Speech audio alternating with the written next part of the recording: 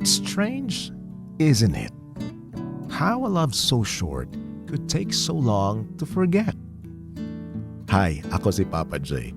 At habang papunta ako sa trabaho ngayon, may nabasa akong comment tungkol sa kantang Burnout.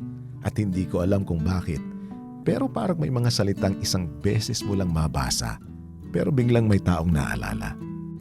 Kaya kung may minahal kang saglit, pero hanggang ngayon, may parte pa rin ng puso mong nakakaalala, samahan mo ako sa biyahe.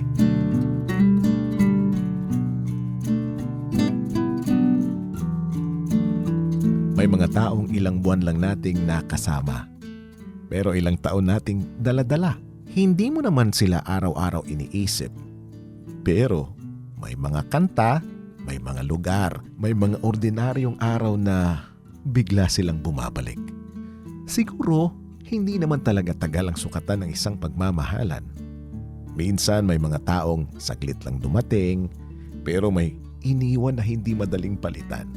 Yung simpleng usapan ninyo, yung mga tawanan na akala mo ordinaryong araw lang, yung mga planong hindi naman natuloy, yung mga salitang akala mo habang buhay mong maririnig. Hanggang isang araw, wala na. At doon mo marirealize, may mga alaala palang hindi kailangang maging matagal para maging mahalaga.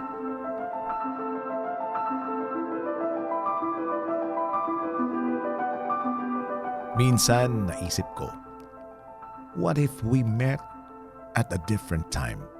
Siguro kung pareho tayong ready, iba yung ending. Kung wala tayong kanya-kanyang problema. Pero siguro, may mga taong dumadaan talaga sa buhay natin. Hindi para manatili, kundi para may maituro na kaya pala nating magmahal ng ganun. Na kaya pala nating maging masaya ng ganun.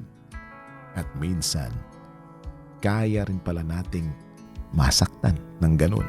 I never thought I'd fly over my own state. Something about those city lights were calling out my name. Ang pinakamasakit minsan, hindi yung natapos. Yung walang malinaw na ending, walang malaking away, walang betrayal, walang taong kailangang sisihin. Basta, unti-unting nawala. Unti-unting naging strangers.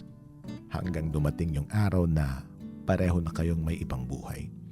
At kahit may parte sa'yo na gustong malaman kung ano sana ang nangyari, alam mong hindi na kailangan ng sagot. Siguro ganito talaga ang moving on. Hindi yung bigla mo silang nakakalimutan, kundi yung dumating yung araw na naalala mo sila. Pero hindi na masakit. Napangiti ka na lang. Hindi dahil gusto mong bumalik, kundi dahil minsan naging parte sila ng buhay mo. At kahit hindi sila yung ending, naging maganda pa rin yung chapter na yun. At kung sakaling makita mo siya ulit, sana wala nang sama ng loob. Sana kaya mo nang sabihin, I hope you're doing well. Hindi para magsimula ulit, hindi para buksan ang nakaraan, kundi dahil minsan, minahal mo yung taong yon. At kahit tapos na, hindi mo naman kailangang burahin ang magandang parte ng alaala. Siguro may mga love story talaga na hindi ginawa para magkaroon ng forever. May mga taong dumaan, nag-iiwan ng alaala. Tapos, nagpapatuloy. At tayo rin nagpapatuloy. Hanggang isang araw, mapapansin mong matagal ka ng okay. Di mo na hinihintay. Di mo na hinahanap.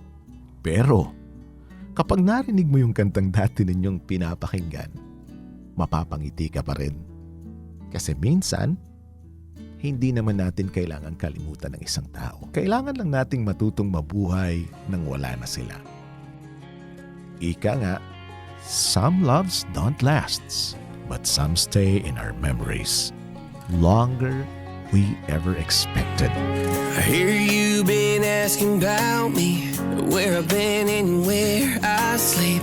Hard to find me if you really want to. Turns past that takes a cool sign. Same podcast, same moon boots. Siguro ganun talaga ang ibang love story. Hindi lahat nagtatapos sa forever. May iba, nagtatapos sa ingat ka.